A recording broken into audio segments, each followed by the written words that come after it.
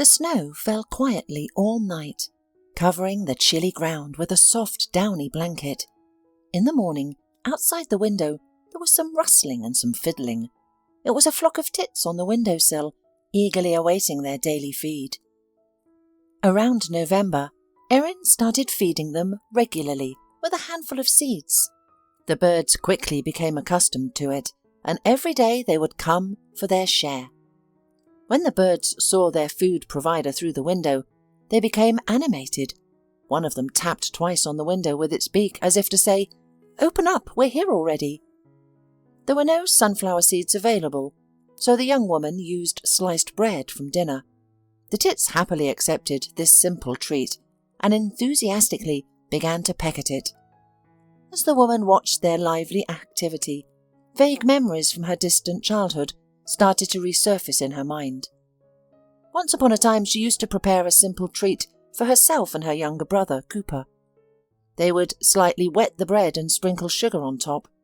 The resulting makeshift cake would crunch between their teeth, sugary but delicious. Sweets were a rarity in their house. Sometimes their mother's guests, mostly men, would spoil the children with candy or chocolates. Erin remembered a time when their apartment still retained the freshness of recent cosmetic repairs. A lacy doily adorned the dresser and a new TV stood in the corner. Her mother Helen was perfect then, with thick, shiny blonde curls cascading over her graceful shoulders.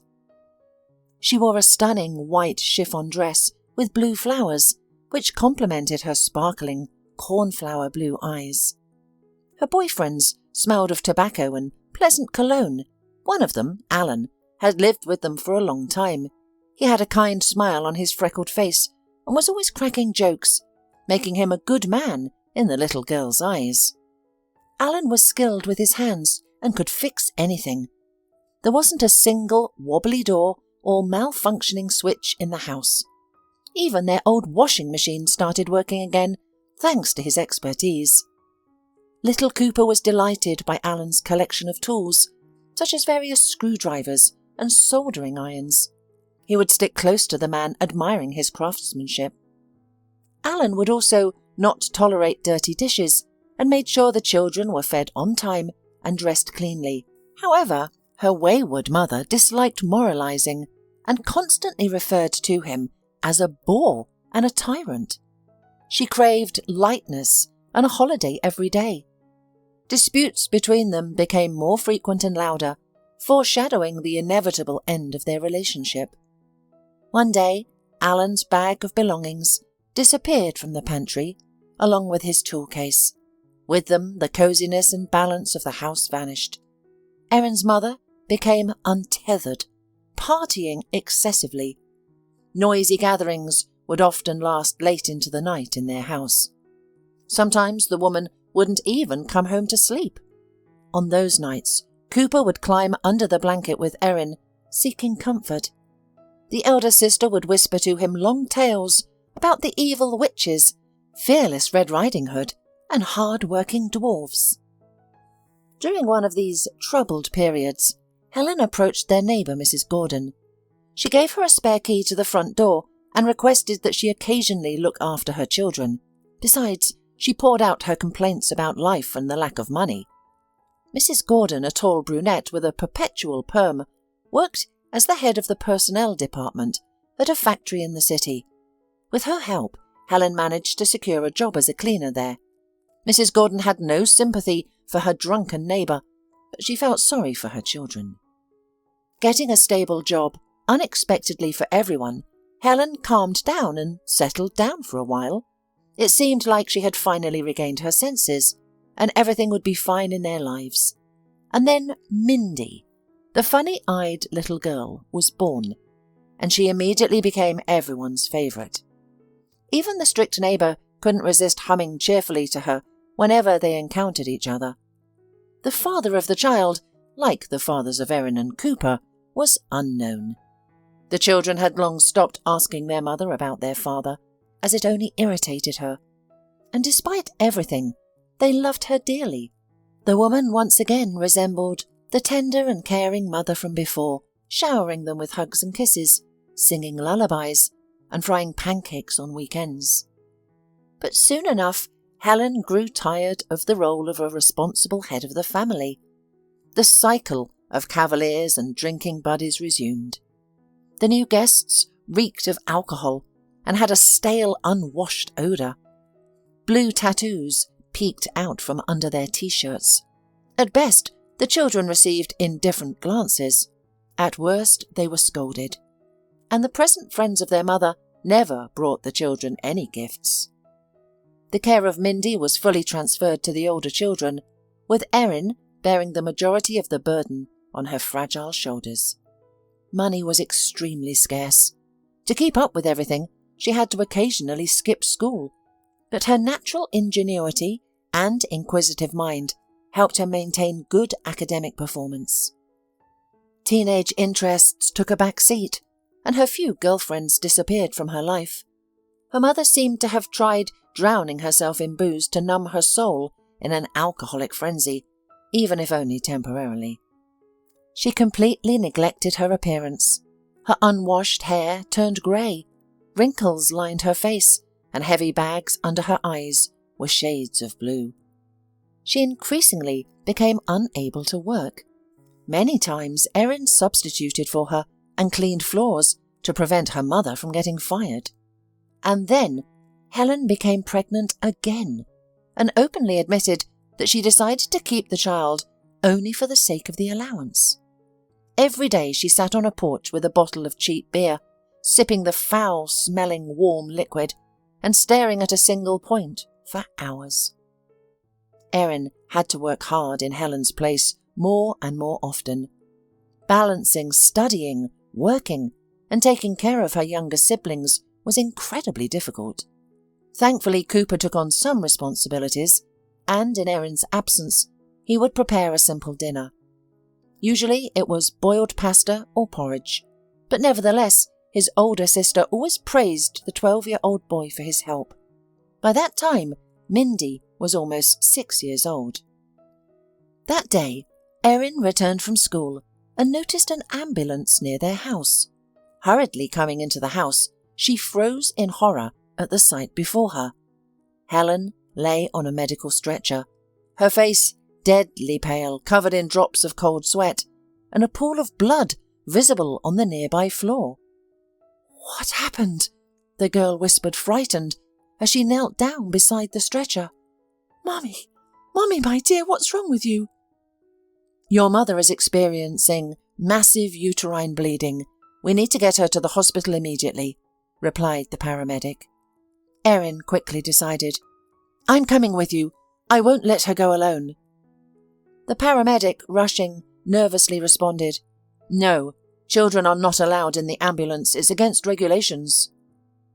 Erin was deeply concerned about her mother, knowing that she wasn't very young, so she was determined not to back down. "Please, I beg you, I won't interfere," she pleaded with the stern doctor, tears streaming down her cheeks. Softening upon seeing her pleading eyes, the paramedic waved his hand and said, "Okay, I don't have time to argue, let's go." And he took hold of the stretcher handles. At the hospital, the girl was given shoe covers and allowed to wait in the corridor near the operating room. There was a buzz of activity. No one paid attention to Erin. Doctors hurried into the operating room and interchanged phrases. "A 45-year-old woman. Placental abruption. Massive bleeding." After some time, a weary doctor emerged from the operating room. Erin's heart clenched with anxiety, fearfully awaiting the medical verdict. The man sympathetically placed his hand on her shoulder and said, "Stay strong, girl. We did everything we could, but it was too late. Your mother passed away." He paused for a moment, allowing her to grasp the sad news, and continued, "The child was saved. You now have a healthy brother." It felt as if something heavy and soft had struck the girl's head. Her vision darkened, and breathing became difficult. Time and space seemed to cease to exist. "Mummy, my poor mummy!" Tears streamed down Eric's cheeks like a hailstorm. A woman in a white coat snapped her out of her daze, asking, "Are you feeling unwell?" Erin took a deep breath and responded with a shaky voice, "I'm normal, thank you, but I don't know what to do next." An elderly nurse approached and said, "Next, you should give me your father's phone number." "I don't have a father," Erin whispered, feeling bewildered. "Well, do you have a grandmother or any older relatives?" The girl simply shook her head and said, "Only my younger brother and sister." A compassionate woman sat down next to her and said, "The body will have to be taken away and buried." Erin couldn't help but shudder at the word body. It was her mother, the woman who had loved her, sung lullabies to her as a child, and comforted her when she cried. The nurse felt sorry for the orphan and tried to offer some help. "Go outside, down the street into the archway and into the yard. You'll see a sign there that says Ritual Services. They'll give you all the information you need." Erin suddenly looked up at the nurse and asked, "And when can I pick up my brother?" The woman looked at her closely and asked, "How old are you?" Erin slowly replied, 17. The woman sighed and shook her head sadly. "He will go to a baby home." Erin's eyes filled with a glimmer of hope as she asked, "When I turn 18, can I take my brother then?" "I don't think so," the nurse replied. "Babies are usually adopted quickly. You better think about yourself. Maybe you will be sent to an orphanage too." This cruel but honest answer left Erin speechless. The thought of being separated from her brother and sister shattered her world, and indeed, no one will understand that they have all long been independent, and Erin is ready to work day and night only if they are not separated. "Well, we have neighbours and other options," she tried to explain, but then stopped herself. The nurse simply shrugged her shoulders and remained silent. The funeral home assured her that everything would be taken care of and presented her with a hefty bill. It made Erin's soul feel even heavier. On the way back, she couldn't stop thinking about how she would break the sad news to little Mindy and sensitive Cooper. Her thoughts were jumbled, and she didn't even notice how she arrived at her neighbour's house. The neighbour was already waiting for her. "So, how is your mum?" Erin had to say it out loud for the first time. "Mum died," she managed to squeeze out, her lower lip trembling. The woman reacted sympathetically and hugged Erin. The girl looked down, not wanting to go into details. She remembered the sad errands ahead and held out the bill in her hand. "Mrs. Gordon, could you please help me? I only have half of the amount, which I was saving for graduation. I'll pay you back later." "Of course, you can rely on me," Mrs. Gordon replied, taking the bill in a businesslike manner. As Erin stepped into the house, a joyful Mindy greeted her with open arms and shouted, "Hooray! Erin is here!" Cooper peeked out of the room, holding a textbook in his hand. "Were you at the hospital?" he asked, but froze when he saw his sister's face. "What's wrong with Mum?" Erin slowly walked into the kitchen and collapsed into a chair, exhausted. It felt as if 1,000 blankets had been thrown over her shoulders. The children followed her. Mindy stared at her sister with her big cornflower eyes, unable to understand why her kind Erin looked so upset. Cooper watched anxiously. "Where is Mum?" Mindy asked casually. Erin covered her eyes for a moment and let out a heavy sigh. "Mindy, Mummy is gone." Her tired voice sounded muffled. Cooper, who had matured early, held his breath with a stoic expression. He understood everything perfectly. "What do you mean, gone?" the little girl asked in surprise. "When will she return?" Mindy asked, her voice filled with confusion. "She flew away to the sky," Erin replied. remembering a scene from a movie where the death of a parent was explained to a young heroine. "To the moon? Will she come back?" Mindy bombarded her with questions. "She won't come back, but she'll watch over us from above all the time, and we'll live together amicably." The childlike innocence in Mindy's words helped Erin gather herself. The responsibility for their future now rested solely on her shoulders. She tried to embrace both children, but Cooper pulled away and ran off. Erin knew it was better not to touch him at that moment and let him be alone with his thoughts. A little later she entered his bedroom. The boy lay on the bed trying to hide his tear-stained face from his sister.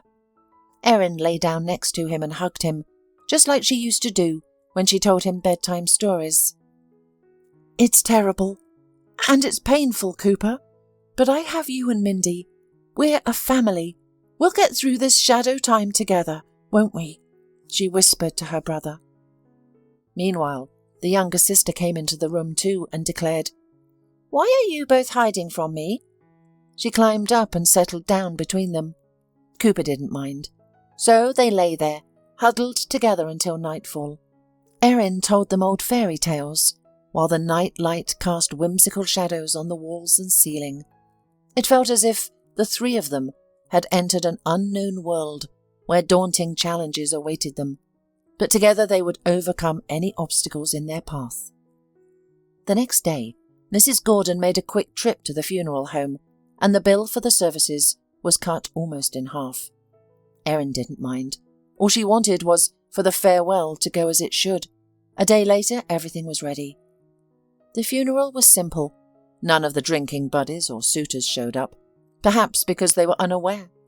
Only a few neighbours, Cooper and Erin, attended. It was decided not to take Mindy.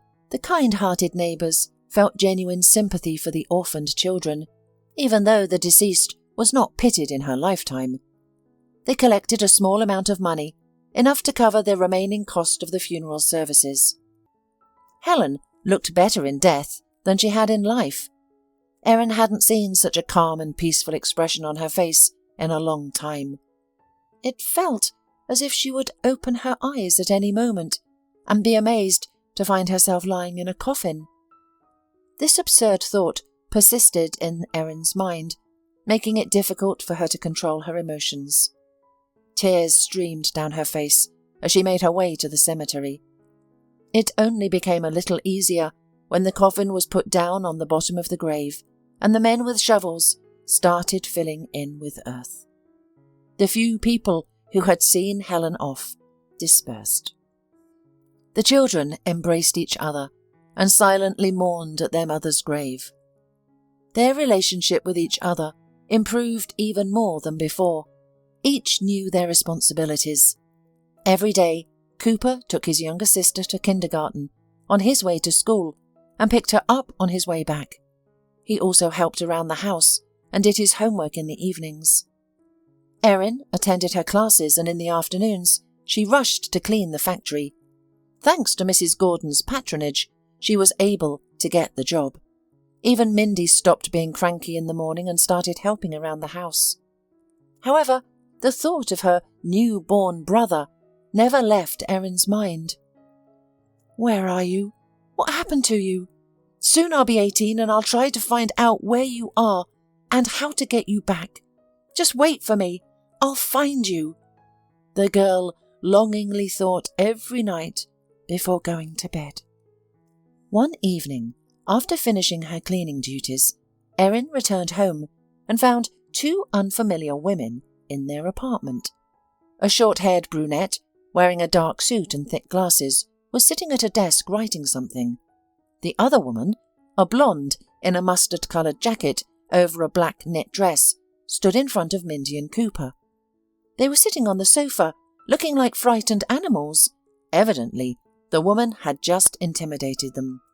"Ah, there's Erin. We've been waiting for you," exclaimed the blonde guest. The warmth in her voice contradicted her cold official appearance. "My name is Mrs. Parker, and this is Mrs. Blake," the woman at the desk said, peering at the girl over her glasses. "We represent the Child Protection Service." Erin already understood what was happening, but a glimmer of hope for a positive outcome remained in her heart. Mrs. Parker continued, "We have received information about 3 underage children living here without supervision." "I'll be 18 in a few months," Erin hurried to clarify.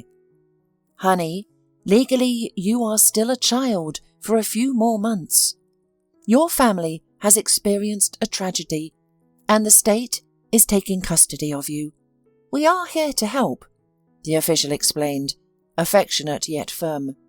"Pack your things, yours and the younger children's," she instructed. "But we are managing just fine. We're clean and have everything we need," Erin tried to prove their worth. The social worker shook her head condescendingly. Her gaze froze everything around her, and her tone didn't allow for objections. "Gather your things. There's nothing to discuss." "You can't just remove us like this, tonight." The older sister's nerves started to fray in despair and helplessness. "Not only can we do it, but we have to," the woman calmly assured her. "Please don't make us call for help or use force. It will only scare the younger children."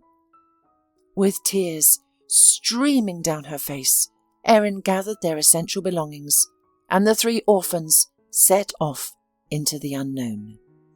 For a few days they stayed in one place with around 10 other children.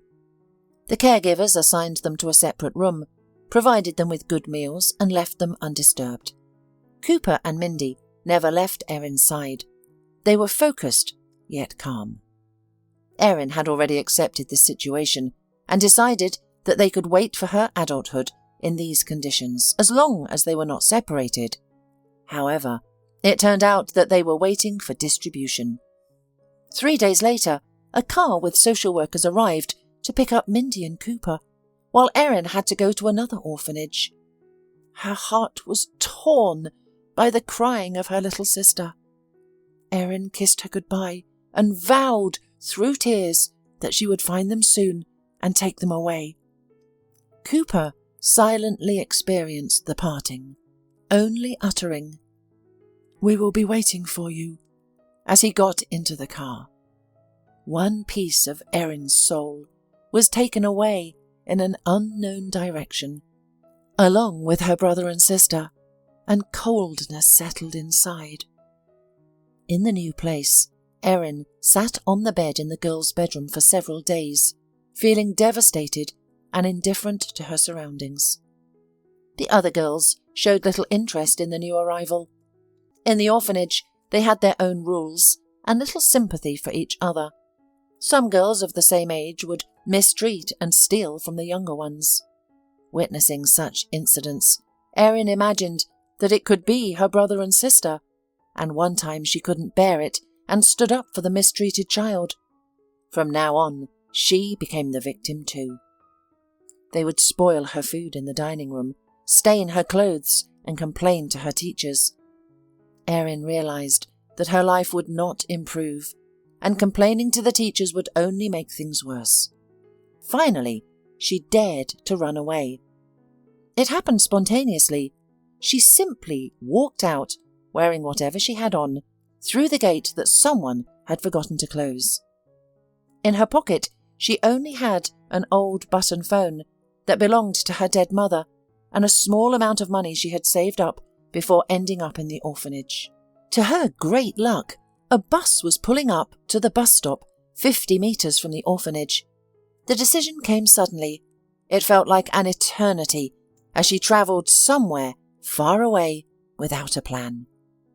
The jubilation of unexpected liberation was soon replaced by uncertainty about the correctness of her actions. As small, pretty houses with colourful roofs surrounded by greenery replaced the aesthetic high-rise buildings, the bus suddenly stopped at one of the stops, and the driver loudly announced, "The end stop." The bus unloaded its last passengers, turned around and drove away, leaving a dusty cloud behind. Erin found herself on the outskirts of the city. The unknown was both frightening and exhilarating, But she didn't want to go back. She couldn't go home either, as they would look for her there first of all. Her gaze fell on a road sign before the exit from the highway. It read, Lakeville. Memory is an amazing thing. Sometimes sounds, images, or conversations that were once accidentally captured and stored in the depths of the human brain resurface. This was one of those moments. Erin immediately recalled a conversation she overheard at the supermarket last year between two elderly ladies. "It's a pity I no longer have the strength for my summer house.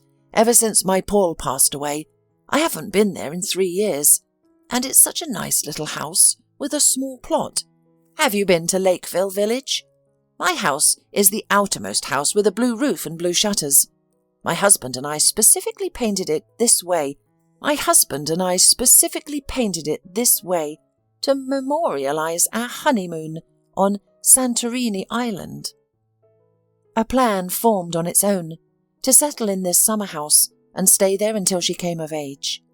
Erin took the money out of her pocket and counted it. The plan was immediately supplemented with another item. Finding a job was urgent. After about 15 minutes of walking along the forest road, the needed house came into view as a blue blur. Erin pushed the gate, which creaked and opened welcomingly. The neglect of the tiny plot and the uncared dwelling were striking.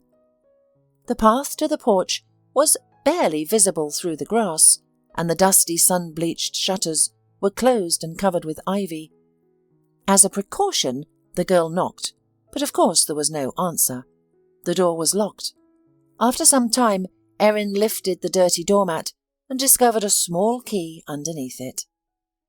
The room inside smelled of dust and dampness. Without much hope, the girl pressed the switch on the right side of the door, and miraculously, a dim light bulb illuminated the space under the low ceiling. This stroke of luck inspired her to explore further. The old house consisted of 1 bedroom, a living room, and a kitchen. However, everything necessary for a modest existence was there. A bed, a sofa, a table, chairs, and a wood stove in the corner, along with various utensils. In the bedroom there was a dusty bookcase, indicating that the elderly woman and her husband were book lovers. Erin spent the entire day cleaning the house. In the evening, tired but satisfied, the girl sat down on the wooden porch, still feeling the warmth from the sultry day. Now her thoughts began to turn to her family. The image of her brother's longing look and her little sister's tearful face haunted her. Although Erin didn't fully understand how she would be able to reunite her family, she vowed to do everything in her power to return them. The next day, Erin started looking for a job. It was not an easy task. She tirelessly searched through ads in all available sources. Most job openings required a passport. After weighing the pros and cons, Erin decided to offer her services as a caregiver in the free ads section. Surprisingly, the next day her phone rang, and a cheerful female voice said, "Hello, I'm calling about the ad. My name is Brenda. Are you still looking for a caregiver job?" Erin quickly clarified, "Yes, but I live far from the city." To her surprise, the woman responded enthusiastically, "Excellent! And would you be interested in working from home? I have a bedridden husband who has been wanting to go to the village for a while. Of course, I promise fair payment, and I can even pay extra if needed." After a moment of thought, Erin agreed. "Good. Give me the address and I'll come to get acquainted and finalise the remaining details," Brenda said. 3 hours later, a red jeep pulled up to the gate. Brenda turned out to be a stunning brunette in tight pants and a bright red blouse. Her enhanced black hair, silicone lips, and unnaturally long eyelashes gave her the appearance of someone who had probably spent a lot of time in beauty salons. Erin's plain appearance, lack of makeup, and dark blonde braided hair seemed to meet the young woman's expectations of a caregiver. Brenda, fearful of getting dirty, looked around the modest dwelling with a hint of disgust. "Great. "It's just right," she muttered, surprising the future caregiver. Erin's attempts to discuss Brenda's husband's condition and care didn't yield any results. The woman simply grinned and said, "Why worry?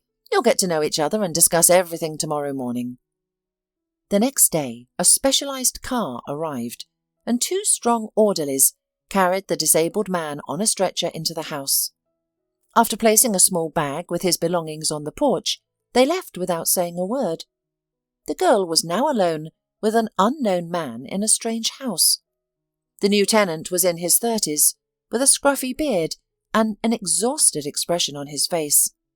His chestnut-coloured hair was unkempt, untouched by a barber's hand for a long time. Sad grey eyes stared indifferently at the ceiling. "My name is Erin." The girl decided to establish a connection immediately and smiled warmly. The man reluctantly turned his head and observed the nurse for a moment. He didn't expect to see such a fragile girl in this role. Erin's long, dark blonde hair was neatly tied back in a ponytail. Her naive blue eyes radiated genuine concern and kindness. "Oh, she's just a girl. How can she help me?" he thought, and he hoarsely introduced himself. "Michael." Erin responded, "Pleasure to meet you. Your wife hired me, but unfortunately she didn't tell me anything about you." Michael grinned bitterly and sarcastically replied, "Not surprisingly, she doesn't know anything about me." Erin tried to imagine what it would be like for a once healthy and strong man to suddenly become helpless and dependent on others. She felt sorry for Michael. She sat down by the bed and asked, "Could you tell me what happened?" Her childlike directness and naivety won him over. No one had shown genuine interest in his well-being for a long time. Suddenly, he felt the urge to share his feelings with someone. Michael had owned a fairly successful construction business for many years. As he focused on growing his business, he never found the time to start a family. However, about 2 years ago, his parents passed away, one after another, and he was overwhelmed by an endless feeling of loneliness. The large house was suddenly abandoned overnight, and Michael had no desire to return to the place where he only encountered the echoing sound of footsteps and the faint rustling of curtains swaying in the draught. However, the dream of a strong and loving family still lingered in his heart. Soon, at a friend's birthday party, he met Brenda, and their passion swept them away in the rhythm of the tango. Despite warnings from acquaintances about Brenda's questionable character, Michael was enthralled by her. Their first meeting quickly led to their wedding. However, after the wedding, the veil of love slowly began to fade. Brenda was not suited for family life. She had no desire for children and preferred spending her time outside the home, away from her husband. Clubs, parties and shopping were the extent of her dreams.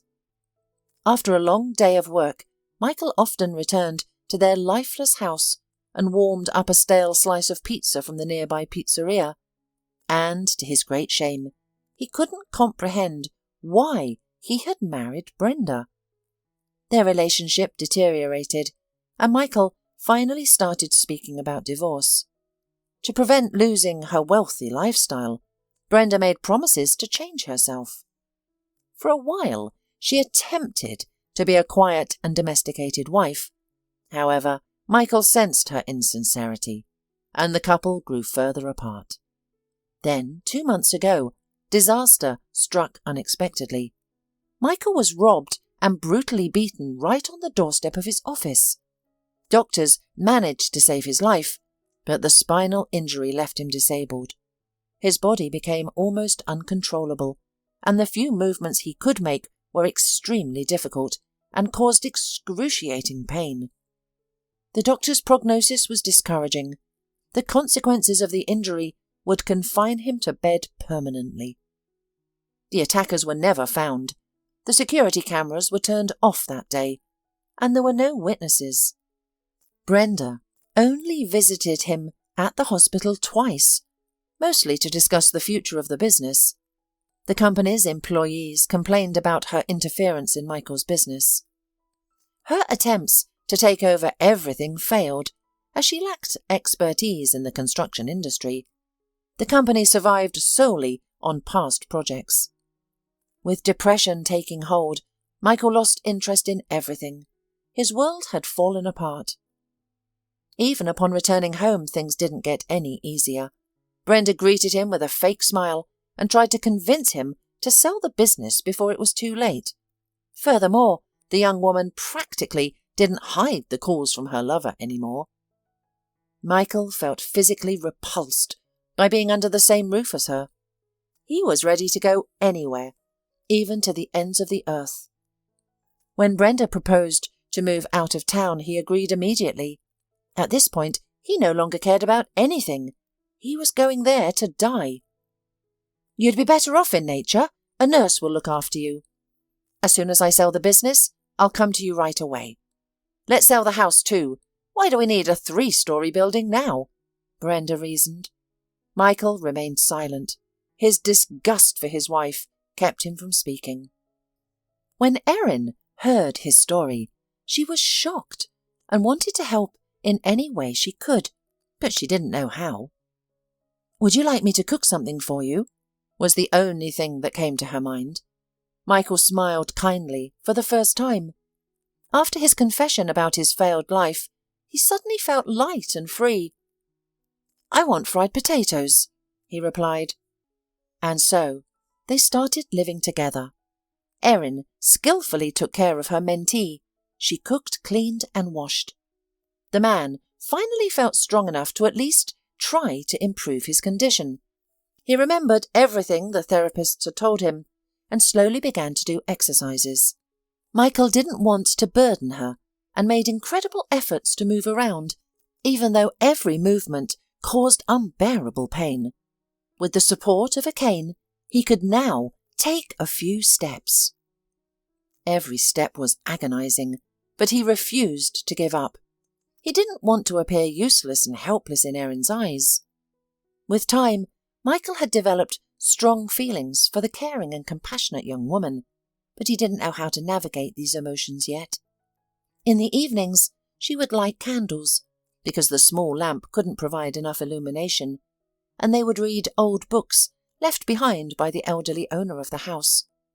They would then engage in long conversations about various topics, and Michael would describe the countries he had visited. When they ran out of things to talk about, they sat together in silence, watching the strange shadows dancing on the walls. A fragile, spiritual connection grew stronger between them each day. The girl admired this intelligent and trustworthy man. One evening, she decided to share her sad story with him. Michael remained silent for a long time, processing the information, before simply saying, "Don't worry, everything will be fine." For some reason, the girl believed him. She realized that she had loved this man for a long time. Two lonely souls with tragic destinies were brought together. Some time later, Brenda arrived again, but this time she was accompanied by a strange woman who seemed to be her opposite. The woman was small in stature, wearing a black business suit and carrying a large leather briefcase. "This is the notary." Brenda casually introduced her to Erin at the gate, and her determined, bloodthirsty gaze revealed her intentions. Seeing Michael in bed, Brenda was taken aback. "Michael, you look good." Her tone couldn't hide her surprise and irritation. "Let's meet Anne Hubbard. She will help us with the document reissuance." "With the document reissuance? What do you mean?" Michael pretended not to understand her intentions. "Darling, we had a deal, remember? We've decided to sell everything while your business is still afloat. Then we'll have money for your further rehabilitation and our decent lives. But we have to hurry. The company's getting worse, and I've already found a buyer for the house. I'm suffering away from you, and I have to do all this work instead of taking care of you. So let's end this burden, and I can finally devote myself to you. And to save you the trouble, we decided it would be better to put it in my name, so I could do it. Honey, you and I have already discussed this, and you agreed to it." I didn't agree to anything, and I'm not going to sign anything over to you." The husband's calm face infuriated the selfish wife. "But Michael, we discussed it, and I've arranged everything. I even brought a notary. You just need to sign." She persistently pressed him. "There will be no deals," the man firmly replied, leaning back on his pillow. The conversation with Brenda had worsened his already severe headache. "But you don't need all this anymore. You'll lie here for the rest of your life. But I'm still young. I still have to live." Brenda said it with anger, unable to control herself. "I've said to you everything I want to say." Michael closed his eyes, hoping Brenda would leave his temporary sanctuary as soon as possible. Brenda looked at the notary, silently pleading, but the notary shook her head. Biting her lip, the wife calmed herself down with visible efforts and tried to justify herself. "Michael, I'm sorry, I was just worried about you. That's why I snapped. Rest, my dear, rest. I'll come back later." And the official delegation left immediately. Before leaving, Brenda approached Erin closely and whispered, "Listen, maybe I forgot to mention when I hired you, but my husband's condition will only worsen. The doctors said nothing would help him. You don't have to try so hard. Just splash some broth in a bowl once a day, and I'll pay you more. A lot more. I hope you understand me properly now." Brenda looked meaningfully into the girl's light-coloured eyes, and then she drove off in her fancy car, leaving behind the lingering scent of her expensive perfume. Erin shuddered at such admonitions, but quickly regained her composure. She wouldn't let Michael worry, especially after such an unexpected visit. The room still carried the heavy scent of Brenda's luxurious perfume. The girl opened the window wide, sat on the chair near the bed, and placed her palm on Michael's forehead. The man opened his eyes, and the headache slowly began to fade. "How fortunate I am to have you, Erin," he whispered tenderly, gently squeezing her narrow palm in his hands. He slowly brought it to his lips and kissed it softly. The girl smiled softly and said, "Let's have some tea." The next day, Erin needed to restock her modest food supplies at a small local store. Next to the shop there was an attractive 2-story house made of white brick and roofed with emerald green tiles. Several cars were parked in front, and there was sometimes a long line of people, some of them using crutches. In a store, Erin asked the saleswoman about that house and its inhabitants. "Ah, it's Bernard's house. He is our witch doctor, our bone setter, a remarkable man," replied the ruddy saleswoman. "Many people seek his help. He cured my brother-in-law's long-standing back pain," she continued while counting out the change. "Is it expensive?" Erin timidly asked. "Oh, not. Bernard never turns anyone away. He has his own principles. He takes as much as a person can give. I heard that one businessman even offered him a car after his son was healed, but he declined such a generous gift." Erin left the grocery store and went to that house. Seizing an unexpected opportunity, she was determined not to let it slip away. A flicker of hope ignited within her, warming her from within. An hour later, the last patient drove away, and Erin confidently pressed the doorbell. Almost immediately, a tall, wiry man in his 60s emerged. He had dark eyes and a hooked nose, and he wore a cotton shirt with loose-fitting, light grey pants that resembled a surgical suit. His strong hands resembled shovels and could probably bend a horseshoe effortlessly. "Hello, are you Bernard?" Erin's voice trembled with excitement. "Yes, I am Bernard," the man replied, his almost black, piercing eyes fixed on her beneath his bushy eyebrows. Erin, trying to be concise and not waste the healer's precious time, said, "I take care of a man. He is 33 years old, with a neck and head injury." Bernard nodded and said, "Bring him tomorrow at 9 o'clock. "We live nearby, on 5th Street, the last house," Erin added with large eyes pleading. The healer nodded. "Okay, I'll drop by in the evening," he said briefly before disappearing into the courtyard. Around 7 o'clock, when the sun had already set behind the summer house, Bernard arrived. He carefully examined the new patient, probing his neck, head, and then moving down the spine to the coccyx. Michael cried out in pain at certain points. Erin sat in the corner, feeling like a sparrow in the cold, her heart aching with every sound of pain. Bernard murmured, "Yes, it's not too late. When was the injury?" 3 months ago, Michael replied. "I see," the healer said, attentively looking into the patient's eyes. He then asked seriously, "Do you want to live?" "Yes, I do," Michael answered with equal seriousness. It seemed that the two men understood each other. "It won't be easy or quick," Bernard stated. He turned to Erin and said, "Go out, girl, take an hour's walk." Obediently, Erin hurried out of the house, but her anxious chest prevented her from enjoying the walk. "Please let it work, Lord," she silently prayed. Erin anxiously waited by the leaning fence until Bernard emerged. He looked exhausted, his shirt soaked in sweat. "I'll come back tomorrow at the same time," he briefly informed her, responding to her unspoken question. He then walked leisurely back to his house. Within 2 weeks of starting treatment, noticeable improvements occurred. Michael's body became more responsive. The pain dulled, and he was able to walk with a stick. Each step and movement tormented him less. Eventually, he was able to descend the porch steps and walk out of the gate. Slowly but surely, he made his way to the healer's sessions on his own. It initially felt like an arduous journey, but Bernard insisted on a consistent effort.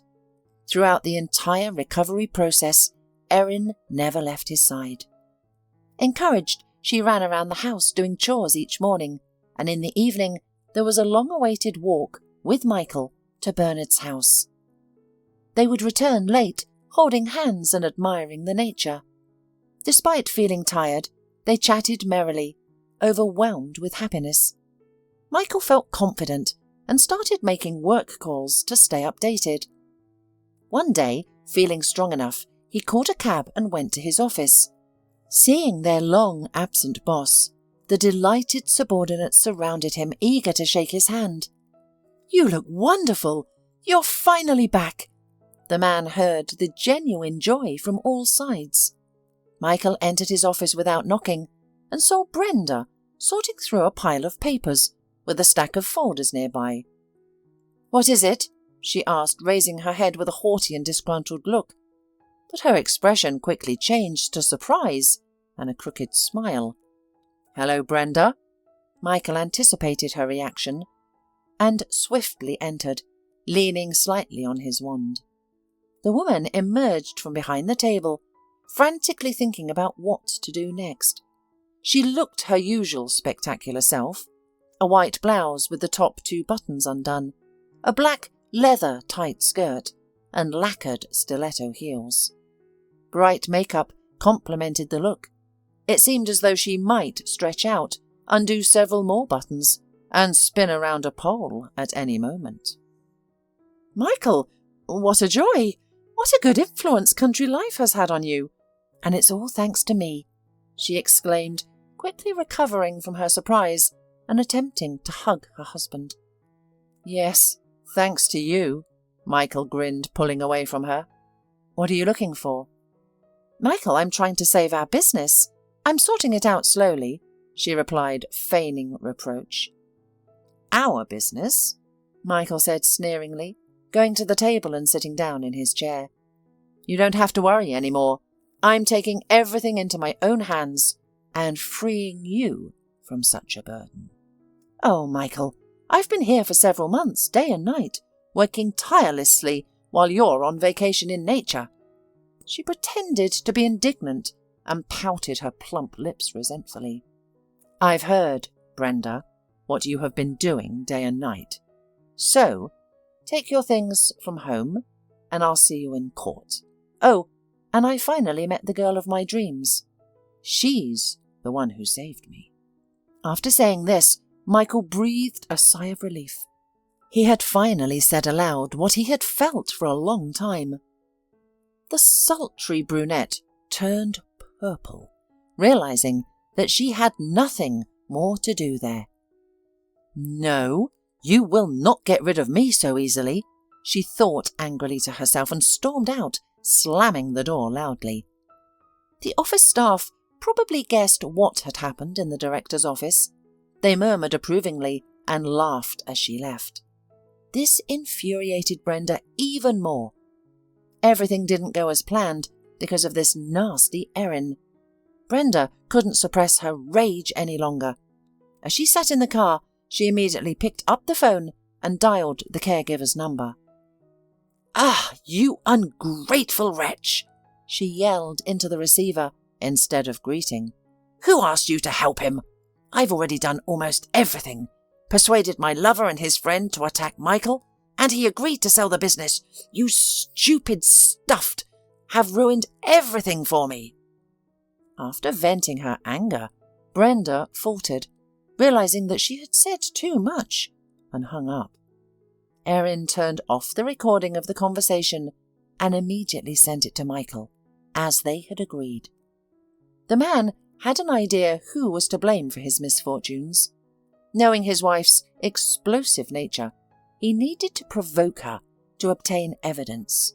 Then it was a matter of technique: police, investigation, and court. Taking control, the experienced businessman quickly established a workflow. Fortunately, it wasn't too late. He moved his beloved Erin to his mansion and made a marriage proposal. With the help of Michael's connections, they quickly discovered the whereabouts of Erin's younger brother and sister. The journey to the orphanage felt like an eternity, but finally Erin would be reunited with her family. In the hall, Mindy and Cooper anxiously awaited her arrival, accompanied by a teacher. As soon as they saw their beloved sister, the children ran towards her with excitement and hugged her tightly. "Cooper!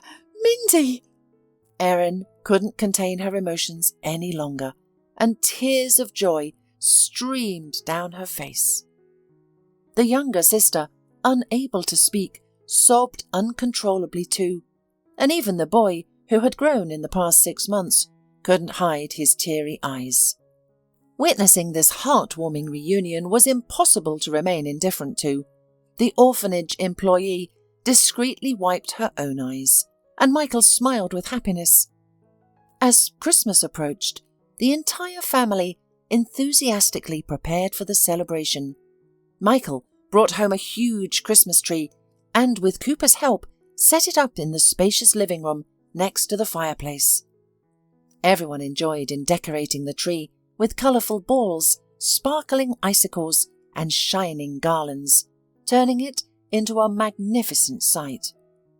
They brainstormed the menu for the festive table, ordered gifts, laughed, and played around. Amidst these joyful activities, one thought continued to occupy Erin's mind. Where was her youngest brother? What had become of him? Sensing his beloved wife's longing, Michael secretly began gathering information about the child. One day, when he returned from work, he placed the documents on the table without preamble. Erin looked at him in surprise. "His name is Tommy, and he is at the baby home. He hasn't been adopted yet, but there are potential parents being vetted," he informed her. Erin eagerly grabbed the documents and frantically flipped through them, her lips trembling and tears filling her eyes as she read the words on the paper. "Tommy, my dear brother, how I would love to see you." The tenderness for her unknown baby overwhelmed her. She hugged her husband gratefully, tears streaming down her face. "Thank you, my dear, for finding some information about him," she exclaimed, but she didn't dare ask the main question. Michael understood without words. "It won't be easy, but I promise you that I will do everything possible and impossible to bring him to us." Erin believed him as she always had. Now she knew exactly what she would wish for in the new year. Erin was awakened from her nostalgic memories. The birds had already had their breakfast and flown away, busy with their bird business. Outside, the children were playing joyfully, revelling in the large snowdrifts and the day off. With her pink cheeks, white jacket, and furry hat with ears, Mindy looked like a cute little animal. Her friend, the French bulldog, also dressed in a small dog coat, excitedly played nearby. Together they were building a huge snow cave. The sound of their happy laughter and the barking of the dog filled the neighbourhood. Meanwhile, the more serious and reserved Cooper skied around the area. Sitting on the railing, the big, important ginger cat observed everything condescendingly, not wanting to join in and get its paws wet. Erin stepped away from the window and leaned over the baby's crib. Tommy was peacefully asleep. He was so small and adorable. He had only recently returned to the family, yet it felt as if he had never left. Suddenly, Erin felt a fluttering sensation in her belly, like a little bird. She knew that another life was developing within her, another precious human being. A sense of tranquility and bliss washed over the young woman. Now that all her loved ones were close, she knew without a doubt that happiness resided in family.